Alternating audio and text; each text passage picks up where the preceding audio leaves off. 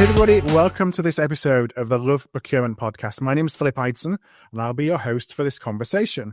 Today, I'm glad to welcome Dr. Thomas Germer. Thomas is the Director of Central Procurement for ADAC, which is the AAA of Germany and Europe's largest automotive association, with over 22 million members and service offerings from roadside assistance, airlines and helicopters to insurance, credit cards, call centers, and many more. Thomas is based in Munich in Germany. And first of all, Thomas, thank you for joining me today. Well said, Philip. Thanks for having me. Good morning to Florida.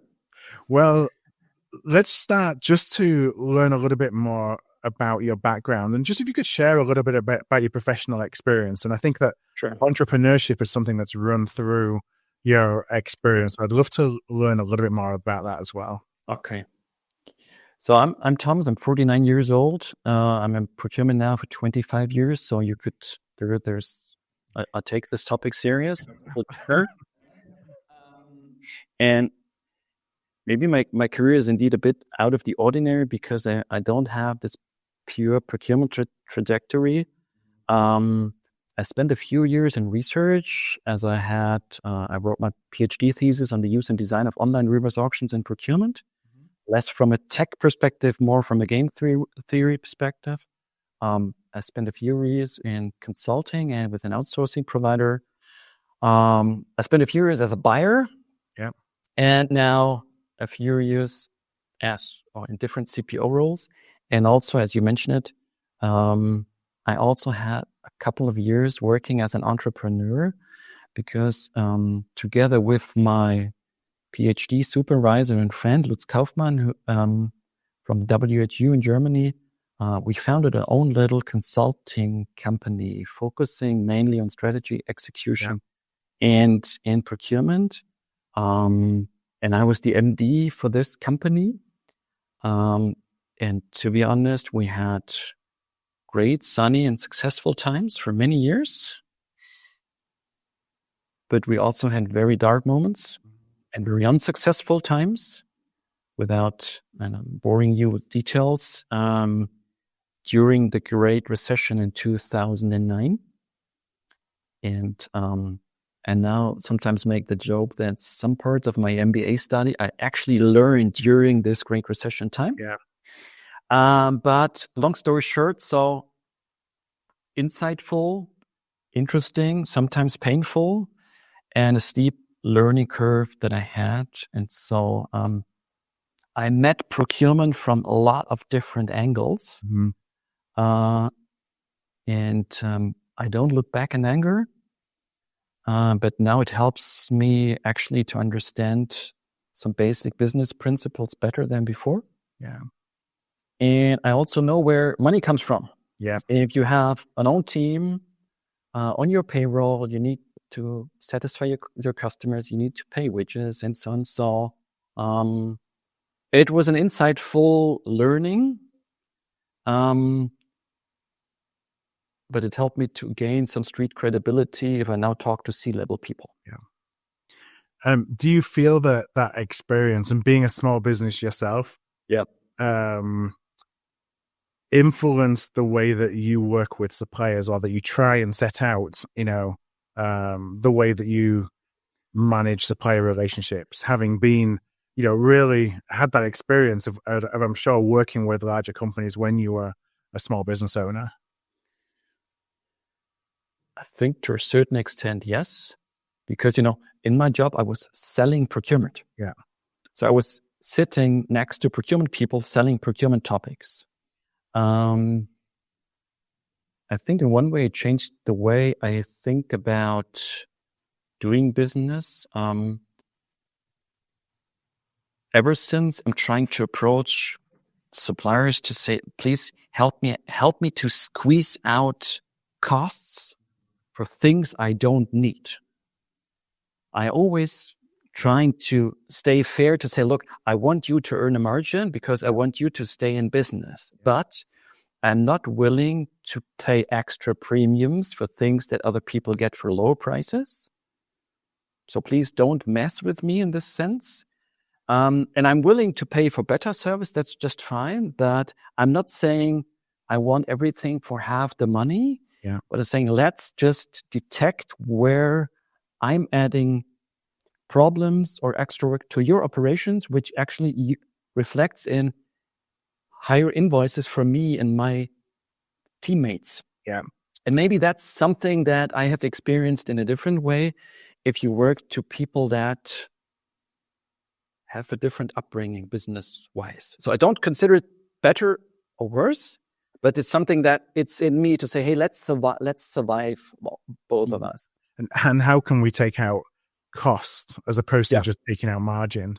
It brings back thoughts of working more on demand management and working on so certainly in the automotive space in the direct materials, but I always advocate for bringing this into the indirect space is the idea of value analysis and value engineering. Yes. So kind of breaking down everything into its processes and seeing where there are things that you're doing that you don't necessarily need to do.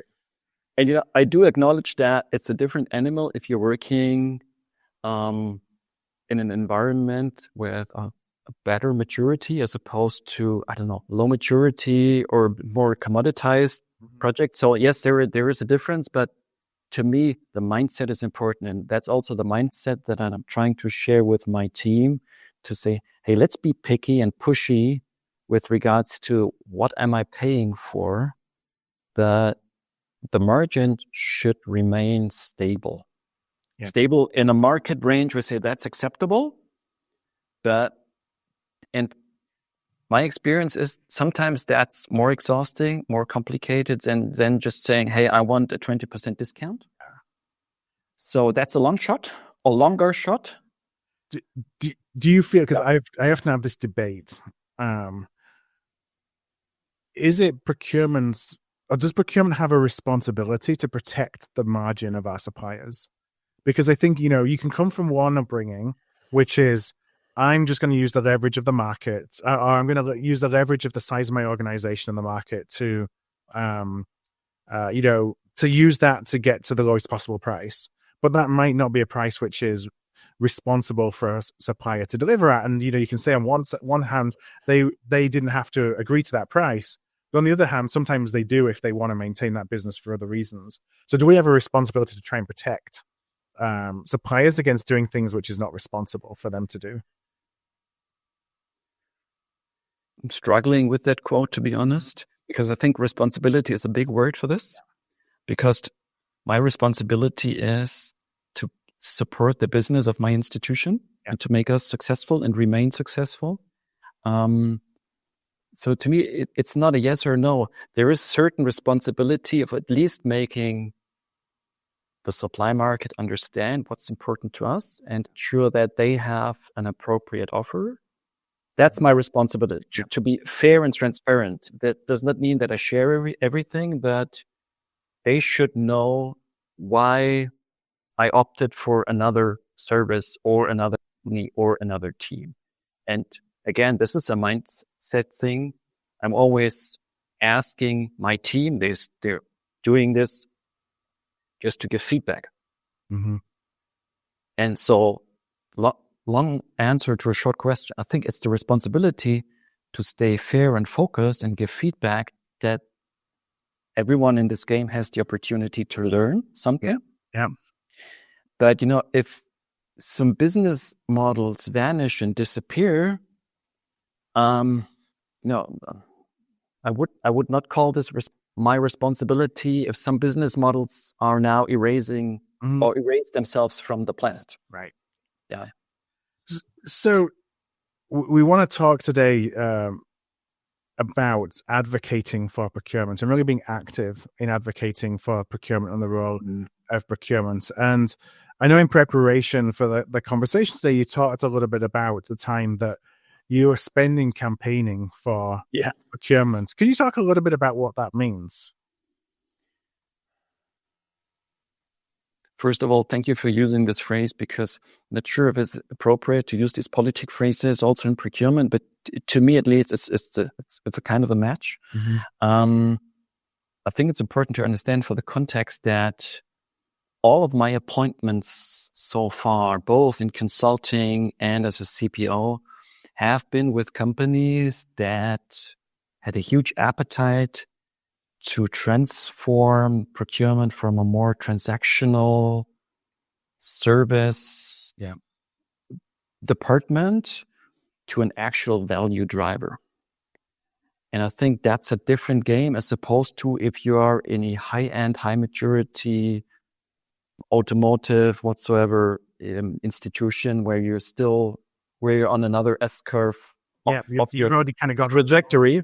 Your baseline is different. So, in my environment, if I'm talking to people and procurement rings a bell in their mind that, you're the guy who's doing the PO. Mm-hmm. I said, yes, at the end, I'm doing this, but campaigning in this sense means just trying to bring an understanding of procurement in a modern way into the institution. And I mean both with my internal clients, with my board member, but also with my team. Yeah. And, I'm not the greatest category manager on the planet, and I'll never be. But I think I'm good in actually giving people a why. It's important just to include my team in certain decisions. Mm-hmm. And again, that's a long shot because, some institutions I'm working for have known procurement for decades as the operational guys. Yeah. And, the team did a great job from an operational perspective. But my speech is, we can do more. Yeah. And we need to do more. But we need to change the way we think and work both ways. You as my internal client, you as my board member, you as my teammate, we need to act differently. And this is where I spend the majority of my time on campaigning, on talking to people, on inviting myself to meetings where I was not listed to be on the agenda, but I invite myself. Sometimes I bring some cookies and coffee just for the atmosphere. But I'm trying to advertise what we could do, can do, and should do with regards to procurement, and not so much with the sense of the world needs procurement, but with the sense of we could do much better. Mm-hmm. And again, to me, it's helpful just to have the street credibility from my own entrepreneurial experiences, both good and bad. Yeah.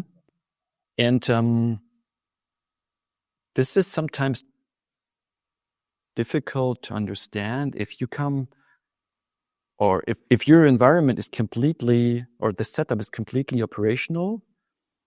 For them, it's not so much of a value to say, hey, why are you having the third lunch meeting with this board member this quarter? Why? Yeah. Because there are 150 POs that need to be authorized and signed. I said, because, I want to get these numbers go down. And that means we need to change the way we act. Mm-hmm. We need to invest in technology, in new procedures. And it's exhausting sometimes, but I think it's valuable and important just to do so. What kind of, selling of the value proposition, or what parts of the procurement value proposition, when you're in that position where essentially, it's seen as a tactical or transactional function, you're trying to level up to be a lot more strategic. Yeah. Are there certain areas that are always kind of the go-to that you think if I sell them on the art of the possible related to A, B, and C, that's going to help the folks I'm trying to influence see a different world that procurement can support them in? Yeah.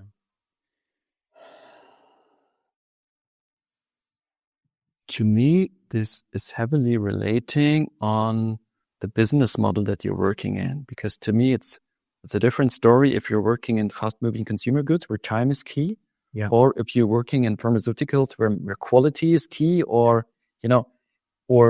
innovation is key. The situation right now at ADAC is we have a huge variety of business models with different maturities, different life cycles, different sizes. So my challenge on an everyday basis is just to keep everything aligned and together, and accepting that some business models are different, but talking about campaigning, saying, hey, I do acknowledge that it's different if we operate helicopters or operate roadside assistance or having a call center, but basic procurement principles still do apply. Mm-hmm. So the specifics is in your business model, not in my procurement world. Yeah. And please stop trying to insert your specifics from your business model in my processes, because it's not adding value, it's deleting value. Maybe not today and tomorrow, but on the long term. So coming back to your question, to me, the first thing that comes to my mind is, okay, how does this company or specific business unit earns money? Yeah. And to me, that's the prerequisite of, okay, what's the smartest way of helping them? And interestingly, to me, I'm doing a lot of campaigning about procurement, but I'm hardly using the phrase procurement. Mm-hmm. I'm using there's a challenge with regards to quality. Okay, maybe there is a quality issue that we can help in managing the suppliers or the partners that you have. So that is procurement. I don't label it procurement because, right. Again, I know procurement in their minds is, that's the PO processing guy, right? Mm-hmm. I do have this, or in future, help technology will help me just to ease this pain. But to me, again, it's a part of the business model, and then understand why and how the company is making money, and then the solution will follow. Yeah. So that you're much more aligned with what the business needs and with you're talking in outcomes as opposed to procurement terminology. At least I'm trying to. And it's still not the case that I have a solution to every situation that I encounter here every day. But I'm totally okay to show up two times, 3 times, 4 times to saying, hey, I don't get it. Why this is a problem? How can I help you? Mm-hmm. Yeah. I was more shy in previous job, but right now, if I don't understand what they actually need, I'm calling them again, and I'm maybe on their perspectives, I'm going on their nerves. Yep. But I'm coming for a reason. Yeah. And again, if coffee and ice cream and a Coke helps, okay, why not? Why not? Let's do it. Yeah. And it's also a change of mindset with your own team, because this kind of, let's say, supporting the business in most cases is not easy. There is no standard answer that you can look from a textbook or playbook. Yeah. It's about being creative. And creative means, sometimes you're telling bullshit because after a conversation that was a stupid idea. Okay, what's the problem? Mm-hmm. Okay, do another one. Let's try tomorrow again. That's just fine. But talk to the people. Go there and trying to discuss with them. So one of the things when you were talking about campaigning for procurement and the role that procurement can play, and you kind of on that transformation journey that came to mind was, do your team have to believe that too before you can campaign? Yeah. Or are you leading by example and demonstrating to maybe, because when I think about situations I've been in like this, yeah, very rarely is it that the team didn't have capability. It's the team that didn't have the vision to achieve new things because they were not exposed to the opportunity to do so. Exactly. And so it's like, how do you kind of bridge that gap when you're selling a new world for procurement when you've not really ever delivered that before?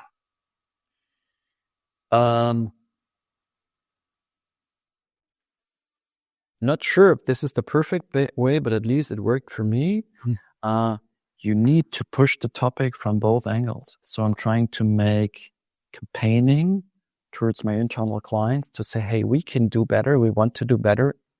Invite us for the next round of discussion when we talk about business models. And I know sometimes my team might consider this as extra pressure that they were not waiting for.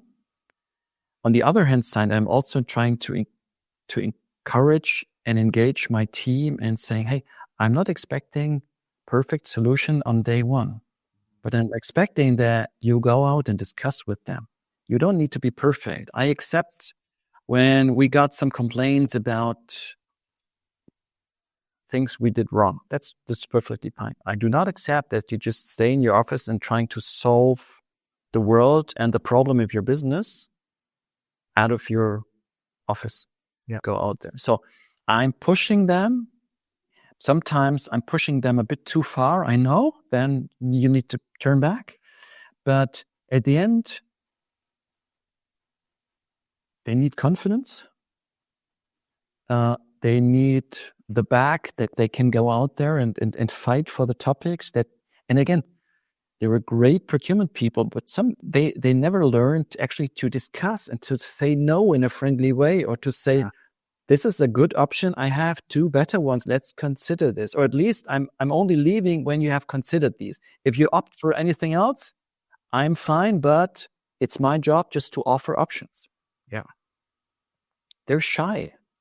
And not because they're not at all lazy. No one is stupid, but they have never been trained to go out and say, hey, you've done this for 20 years. You're a good guy. I like you, Philip, but world has changed. There is something new. I think there is. Tell them this but they need to experience this themselves. Yeah.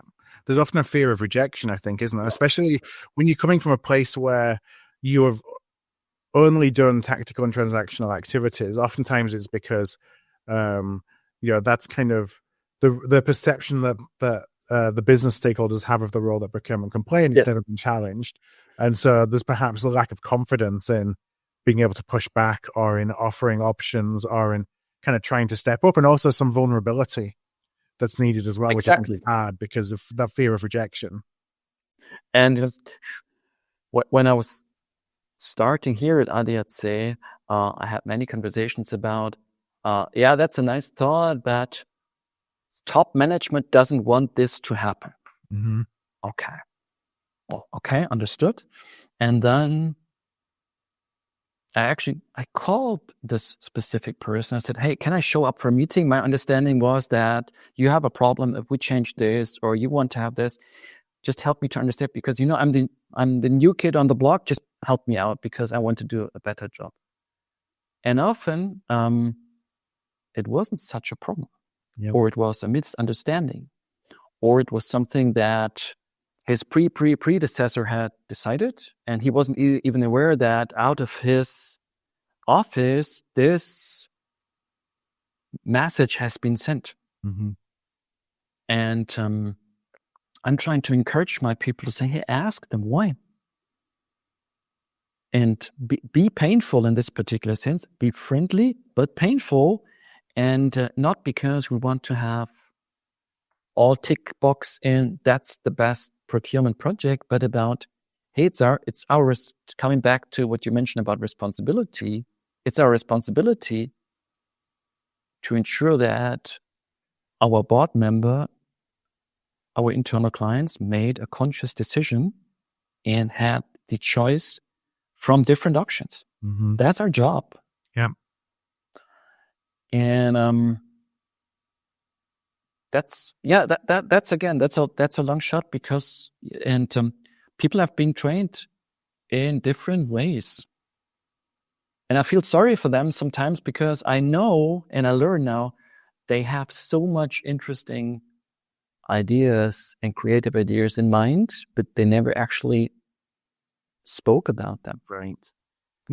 Now to help them succeed, do their metrics need to change? Is it more creating a safe space where failure is okay? I'm wondering around the role that metrics plays, and the forever push for we have to achieve savings obviously drives a lot of behavior.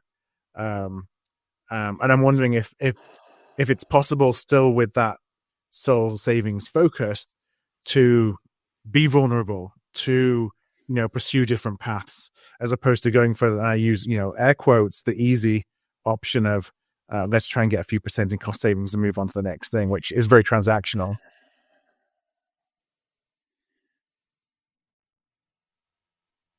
To me, at the end, savings is more short-term incentive. And to be honest, I can design an RFQ, an RFP, and an outcome that technically it results in some savings. Yeah. I think most of us can do. Yeah. Or we can squeeze the suppliers to say, look, I need 3 extra %, and then you get an update of your contract, or the way, especially if you're doing consulting jobs, then they don't work 9 hours per day, but 8 hours. So so they can fight back those savings. So yeah, exactly. So there is in reality, we all know that there is a way that they can fight back these savings. So to me, savings focus sometimes might be too short-sighted, short-handed. And again, in a perfect world, we are as good as the market. So to me, in a perfect world, there are no savings. Yeah. I do understand that sometimes for both my team and my internal clients, it's easier to say savings is the way we measure success. Mm-hmm. But coming back to your point, to me, the success to me is more about having the safe space. Yeah. And saying, I'm expecting my people to be creative and think for and with the business people. And I know that sometimes isn't, or in most cases, this isn't easy. This is complicated. There is no easy yes or no. And for example, what we also did last year, the entire team participated in a training on basic consulting readiness. And why? Because I know they have never been trained in how to bring numbers on a slide. Yeah. How to actually tell a story. Yeah. And we also did a training about a Harvard negotiation concept, just to say, look, it's not about you're right or I'm right. It's about what's the story that you need to tell at home, and what's what I have to bring at home. So just to give them some tools and a mindset that helps them to do the job. Because right now, in these fast moving times with so many external shocks, to me, we're far beyond just having a playbook per category and maybe per business model and say, hey, there is a newbie, just read the book and you're good. Yeah. To me, that's not the case. Might be helpful if you're in a very low maturity, in very simple business, but talking about, again, responsibility for the future, they need to be prepared and they need to have the mindset just to do the sports, whatever is required. So I'm focusing more on this, on attitude and fitness, less about, okay, what's the best tactic in this specific situation in a football match? Yeah. I know it's about time to wrap up. I just have one other question that's really tied to this, which is, if, as you are out there campaigning for procurement, how are you making the pitch for ROI? If ROI, I'm fully in agreement of savings is a very interesting, and in some way we've built a rod for our own back in using savings as the ROI, as we're selling what procurement can do. So if you're out there campaigning for the role of procurement that goes beyond the impact that's related in savings, what are some of the other ways that you position the impact that the investment in procurement can bring ROI when it's not necessarily, hard money, savings based? Finding better suppliers for the long term. That's a story that sells pretty good. And either invest in the beginning in a relationship as opposed to just firefighting after you made a quick fix. Yeah. And that's appealing to many of these people. But again, this is also why you need, in my perspective, you need to spend some time in campaigning, because the story that you mentioned might be somehow different with respect to specific business models and business needs. Yeah. So it's less about learning one song and sing this every time that you have a microphone in front of you. It's just about saying, okay, what's the audience? What's the expected outcome? Again, in this mindset of a Harvard negotiation concept, just to say, hey, don't learn 2 songs and sing them.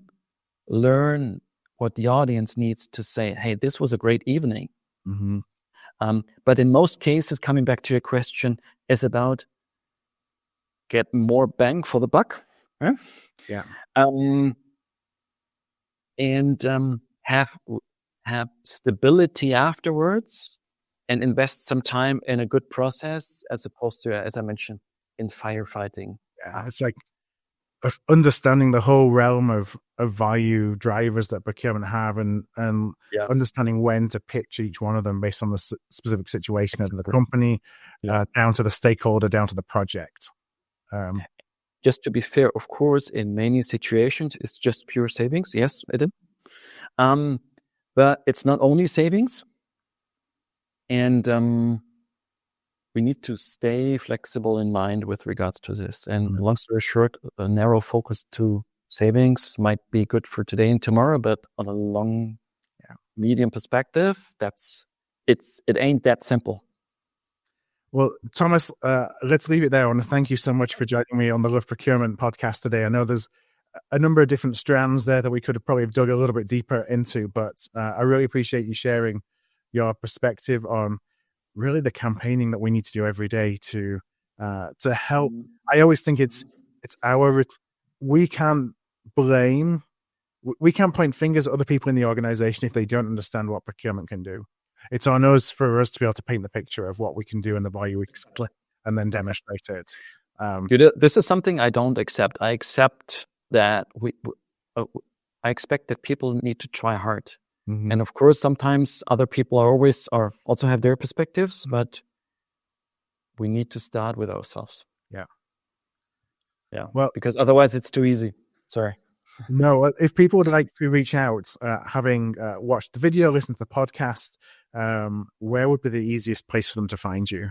Please text me on LinkedIn or chat with me on LinkedIn. That's the easiest way just to stay in contact. And I'm always happy to share with other procurement enthusiasts that love procurement.